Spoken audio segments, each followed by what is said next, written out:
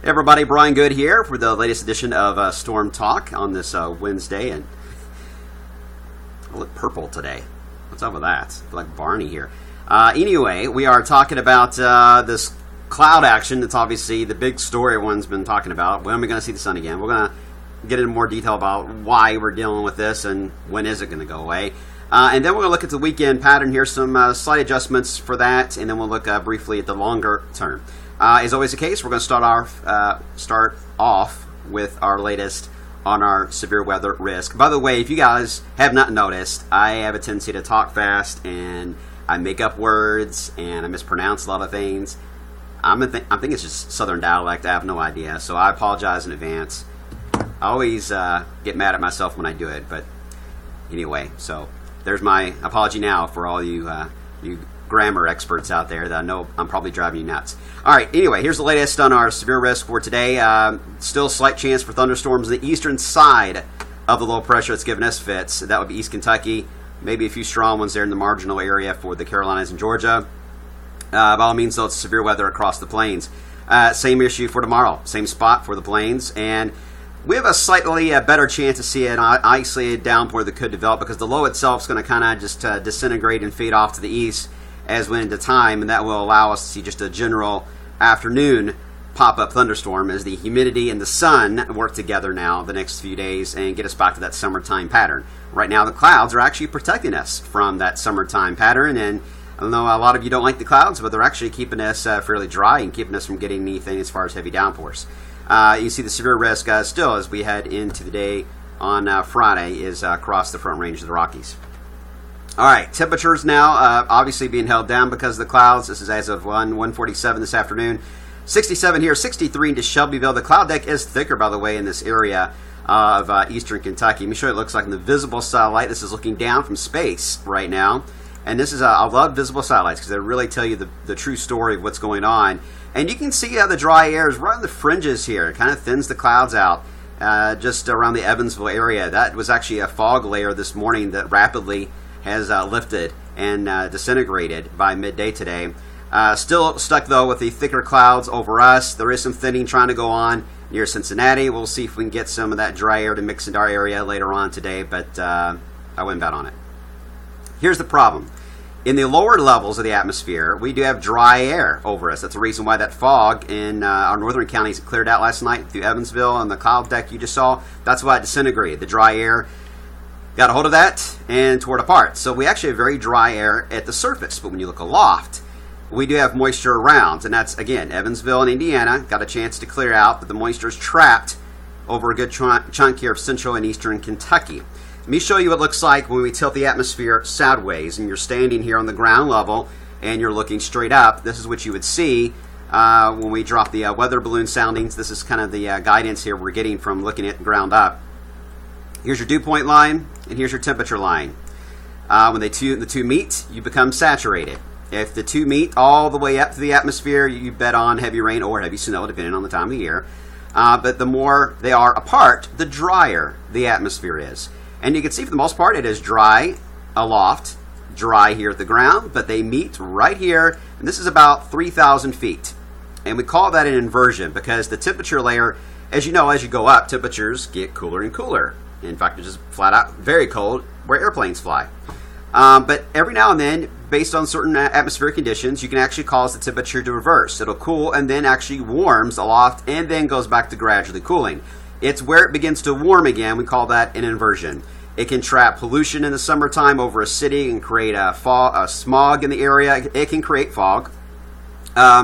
It's also responsible for our cloudy days that we have, especially nimble stratus that we have over us. And they are stuck because the atmosphere is not cooling aloft like it should. And that is the reason why the clouds are pretty much staying at their same level. Again, they're not very thick.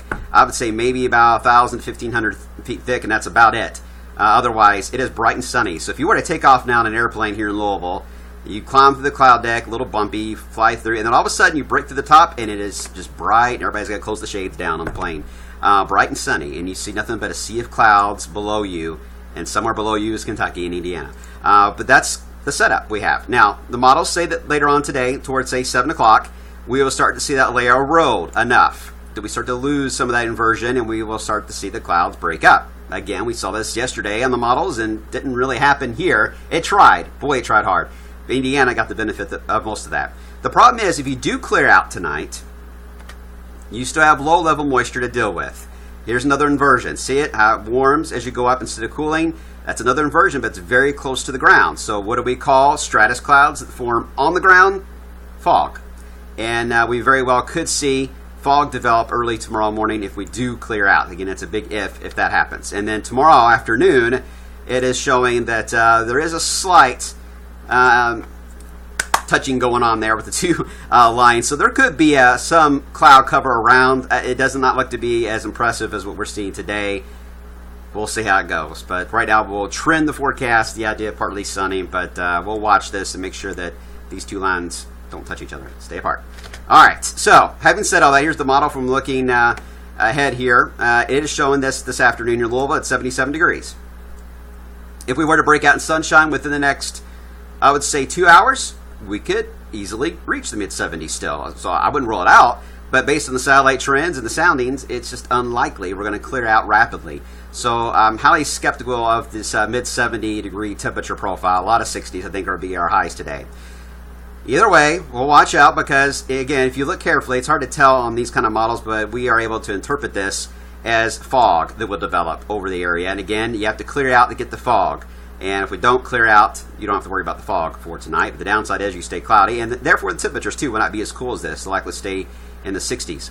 Tomorrow, as you saw in the profile, it's betting on a better chance to lose that inversion. We get more of a partly sunny sky, but we still are feeling the influence of that moisture. It's still stuck in eastern Kentucky. We're just mixing things up a little more than we have in the past couple days. So therefore, the models are saying, okay, 80s are back into play, and maybe even a little downpour that could pop up, especially in that deeper moisture, which you saw on that map is right over central and east Kentucky. So we'll keep the rain chance small tomorrow. It's a possibility. All right, so that's getting you through Thursday. Now let's talk about Friday. Friday afternoon, I think overall doesn't look too bad. Partly sunny. You will feel the humidity and the heat. It's going to warm up rapidly, well into the 80s on Friday. Storms will blossom along a boundary here, just north of I-70, it looks like Friday afternoon. It will sag to the south. Now, it's showing it falling apart because we start to lose the energy of the sun in the overnight period. I still think, though, some storms will survive. So there could be a decent little band of thunderstorms Friday night. Hopefully, it'll be after all your evening activities. We'll let you know when we get closer. But severe weather, I wouldn't run a few strong storms. Right now, the wind profiles are just not that impressive to produce anything widespread when it comes to severe. But some gusty storms, I wouldn't rule it out. But a lot of heavy rain potentially, and still a lot of lightning possible. All right. There's the issue. That boundary, as it pushes to the south Friday night and early Saturday, it gets hung up in southern Kentucky. Now, if this is true, and I'm just looked at the Canadian model as well and the GFS, and they're all in similar agreement, that most of the deeper moisture will push to the south, allowing enough dryness to take place that it looks like most of Saturday won't be bad. It'll be very warm Saturday, but our storm chance is looking pretty low during the daylight hours on Saturday. And then more than likely we'll see another round of storms Sunday. But that storm chance on Sunday may actually be Sunday night once again. And Sunday could be very warm, if not hot. In fact, the heat may last Sunday into Monday. We could even see a few 90-degree temperatures. That white shaded area is 90 degrees. The darker red here is upper 80s. So you can see the 90s on here on Monday. Ahead of a stronger front that's moving down from the north may very well happen. So we'll look at that data and let you know in the 7-day forecast today beginning at 5.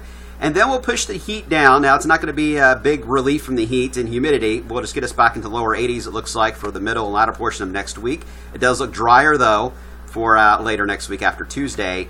And this is where the GFS is kind of going crazy as we head into after the mid portion of the month, after the 13th. It's trying to suggest that a strong ridge here will build and we'll get some heating going on. It's forecasting like mid-90s. Keep in mind, humid atmospheres are very difficult to get the actual temperature high. You have a lot of humidity, so it'll feel like mid-90s probably, but the actual temperature struggles when you have a lot of moisture in the air. If you have very dry air, and you're going through a drought especially, you can get that actual temperature to skyrocket well into the 90s, if not above 100, but the humidity isn't as bad. So it's a give and take. Depending on your flavor. But I really am not doubting the actual numbers getting that high just yet. We'll wait and give that some more time, but I do think the humidity is going to be a factor for us. Did want to mention the tropics, fairly quiet here at the moment. There's a sign we could have seen something develop later this week moving up east of the United States. Not too worried about that right now, but Andres is now moving to the northwest into cooler water and weakening quickly, but here's Blanca, Category 4, could be a Category 5, the first time since the 1970s that has happened this early in the eastern Pacific. Interesting.